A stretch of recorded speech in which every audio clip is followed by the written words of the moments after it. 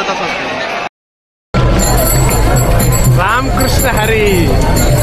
बाबा कुठे आहेत बाबा? ते काय बाबा आहेत. सासवडून झाला. आता पालखी दिवे घाटात पोहोचते आणि आता दिवे घाटात आलो. तर आता अजून 5 किलोमीटरवरती दिवे घाट चढायचं आहे आपल्याला. आता पालखी दिवे घाट चढायला सुरुवात करते. आता वाजता आहेत 1:30 आणि आता पालखीला सुरुवात झाली आणि दिवे घाटात सगळ्यात महत्त्वाचं काम पण चालू आहे. काम चालू आहे त्याच्यामुळं आज दिवे घाट छोटा आहे, त्यामुळे चढायला थोडासा त्रास होणार आहे वारकऱ्यांना. कारण की दरवर्षी दिवे घाटात हे नसतो काय.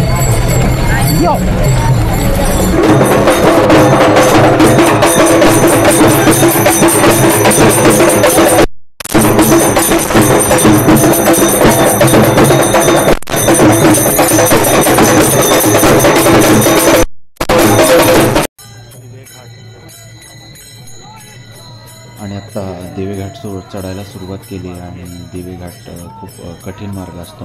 म्हणजे पुण्यापासून साधारणपणे 32 किलोमीटरचा हा मार्ग आहे आणि हा सगळ्यात लांब किंवा कठीण मार्ग मानला जातो, कारण की पूर्ण घाट आहे या मार्गामध्ये. आणि सगळ्यात मोठा 32 किलोमीटरचा टप्पा हा आज आहे, पुणे ते दिवेघाट.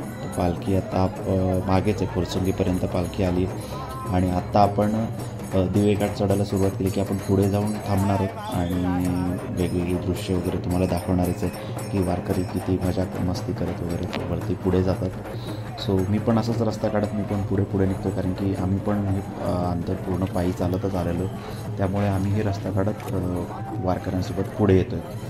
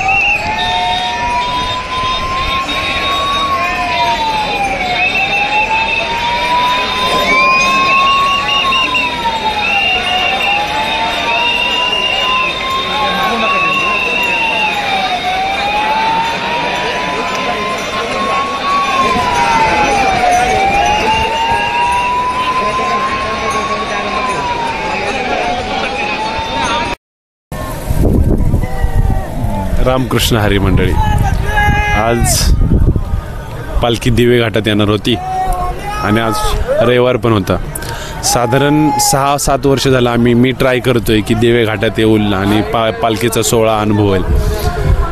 जो आज रविवार आला म्हणून आम्ही निघालो आणि आजच सरकारने दिवे घाटात तुम्हाला डोंगरावर जाण्यास बंदी घेतली रस्ताच काम. पण त्या बंदीमुळे जी आम्ही वारी केली आहे त्याचा अनुभव आम्ही शब्दात वर्णन नाही करू शकत. साधारणपणे त्या वारीत चालता लोकांशी भेटून बोलून अभंगाच्या गजरात अख्खा दिवे घाट आम्ही पार केला आहे आणि आम्ही आत्ता पांडुरंगाच्या मूर्तीच्या मागे बसलो आहे, कारण की इकडे सगळे डोंगरावर बंदी घातली आहे त्यांनी, त्या मागे बसले सगळे. हां, तरी आता आम्ही शांत एका झाडाखाली बसलोय. एकच सांगतो, आयुष्यात जोपर्यंत तुम्ही जगत आहात तोपर्यंत वर्षात एकदा तरी ज्याला 1 दिवस भेटतोय त्यांनी 1 दिवस वारी नक्कीच करा. वर्षात